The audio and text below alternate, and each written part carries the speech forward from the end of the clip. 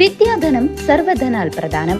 വിദ്യാഭ്യാസ രംഗത്ത് ഉറച്ച കാൽവെപ്പുമായി ആത്മവിശ്വാസത്തോടെ മുന്നേറാൻ വിജയ കോളേജ്.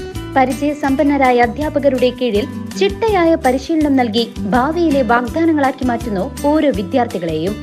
വിജയ college, near bus stand, Chelakkara. Formerly Vijaya tutorial college since 1960. Connection ഇല്ലാത്ത പൈപ്പിൽ നിന്നും ജലം. പാഞ്ഞാളിൽ അധികൃതരെയും നാട്ടുകാരെയും ഞെട്ടിച്ച അത്ഭുത പ്രതിഭാസം. പാഞ്ഞാൾ പഞ്ചായത്തിലെ 13-ാം വാർഡ് കാട്ടിൽക്കാവ് മാരിയമ്മൻ കോവിലിന് പരിസരത്തുള്ളവർക്ക് ജൽജീവൻ മിഷൻ പദ്ധതി ഇപ്പോഴും ഒരു സ്വപ്നം മാത്രമാണ്. 1.5 വർഷം മുൻപ് റോഡ് വെട്ടി പൈപ്പിട്ട ശേഷം 3.5 മാസം മുൻപാണ് വീടുകളിലേക്ക് കണക്ഷൻ നൽകിയത്. എന്നാൽ ഇതുവരെ പദ്ധതി കമ്മീഷൻ ചെയ്യുകയോ വെള്ളം എത്തിക്കുകയോ ചെയ്തിട്ടില്ല.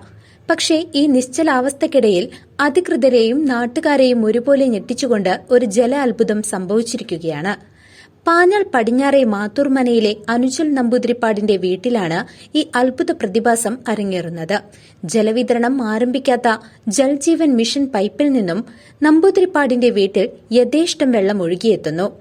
ടാപ്പ് തുറന്നാൽ വെള്ളം വരുന്നത് മാത്രമല്ല, ടാപ്പിനോട് ചേർന്ന് ഘടിപ്പിച്ചിരിക്കുന്ന മീറ്റർ പ്രവർത്തിക്കുന്നതും വ്യക്തമായി കാണാം.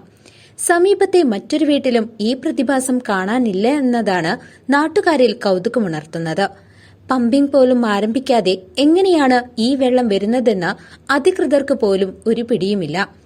ഇതൊരു അത്ഭുത പ്രതിഭാസം പോലെ തോന്നുന്നതായി അനുജൽ നമ്പൂതിരിപ്പാട് പറഞ്ഞു. ഇത് പടിഞ്ഞാറെ മാത്തൂർമനക്കൽ അനുജൽ നമ്പൂതിരിപ്പാട് എന്നാണ് എൻ്റെ പേര്. ജലജീവനോ അതിൻ്റെ കണക്ഷൻ എടുത്തിട്ട് അത് ഒന്നിച്ചില്ലാ കൊല്ലായി മുഴുവൻ വെട്ടിപ്പൊളിച്ച് വഴി മുഴുവൻ വെട്ടിപ്പൊളിച്ചുണ്ടാക്കി.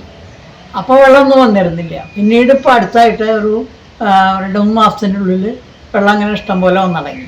പക്ഷേ മറ്റു വീടുകളിലൊന്നും വെള്ളം വരില്ല.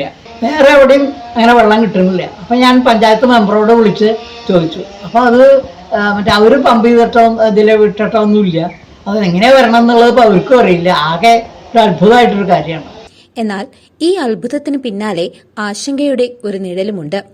ഇങ്ങനെ വരുന്ന വെള്ളം ഉപയോഗയോഗ്യമാണോ എന്നതും ഉപയോഗിച്ച വെള്ളത്തിന് ഭാവിയിൽ വൻതുക ബില്ലായി അടക്കേണ്ടി വരുമോ എന്നുമുള്ള അർദ്ധശങ്കയിലാണ് അനുജൽ നമ്പൂതിരിപ്പാടും കുടുംബവും.